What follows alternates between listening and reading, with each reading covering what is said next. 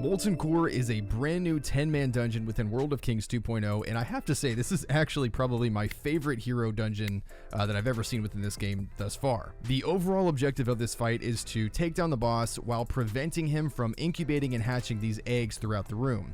If you fail to destroy these eggs in time, he will hatch a monster called a lava drake, which will inevitably wipe you. The way that you can destroy these eggs before they hatch is by using the living bomb ability and sort of by playing ping pong with these flame orbs that spawn throughout the room.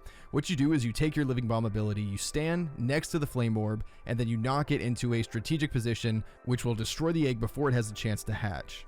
Before we get into the specifics of these mechanics, let me kind of explain the orientation of the room to you. If you look at the boss, he's standing in a big red circle on the ground, and there are 4 circles surrounding him. The 2 dragon eggs will spawn in the upper left-hand circle and in the bottom right-hand circle. And so the overall objective is to line up the flame orbs and put them on the purple circle there on the left-hand side, and the other one is going to be on the orange diamond on the right-hand side.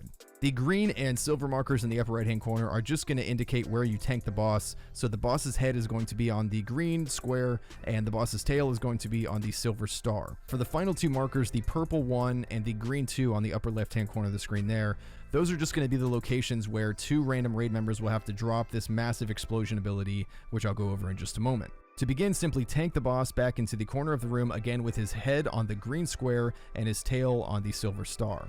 DPS the boss until one of these flame orbs spawn. There will be 2 of them total throughout the fight, and you'll notice that they always pulsate in the same exact direction. What you want to do is you want to take the people who are randomly afflicted with this living bomb ability, walk up to the flame orb, and have it explode and detonate to knock the orb into position. If you have trouble kind of positioning these at first, what you can do is you can actually stand in somebody else's living bomb to take just a little bit of damage and actually have the living bomb ability transferred to you. This is useful now, but later it can get kind of hectic. After you have properly positioned these orbs to destroy the eggs that spawn in the upper left-hand circle and in the bottom right-hand circle, the rest of the fight is pretty simple. All you need to do is stand in a position where you're not being hit by one of the flame orbs and just pay attention to the following mechanics.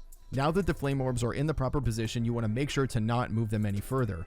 Every time you get a living bomb from here on out, move completely out of your team so that you don't spread it to them and just cause chaos. There will also be another mechanic where the boss casts Scarlet Obliteration on 2 members of the team. Have the 2 affected members go all the way to the back of the room as far away as possible and stand either on the green 2 or the purple 1 respectively. As soon as the ability detonates, you can return back to the team. Finally, there's another mechanic where the boss will have you stack to share the damage. Earlier in the fight, he only does this one time so the entire team can stack and absorb that damage, but later in the fight, he will actually do it 2 times in a row, and so you need to split the amount of people that share the damage because you cannot share it twice in a row, or of course you will die. What I would recommend doing is splitting this fight up into 2 different phases. The first phase, you should focus on properly positioning the flame orbs so that they destroy the dragon eggs before they have a chance to hatch. The second phase, you should avoid moving those properly placed flame orbs and simply damage the boss and follow the mechanics until you eventually take him down. What I'm going to do now is I'm going to play the entire fight from beginning to end so that you can see firsthand how we were kind of able to compartmentalize the fight from positioning the flame orbs first and then following the mechanics for the second part of the fight. If you do enjoy the video, please like it and share it with your friends. And until next time, enjoy your day.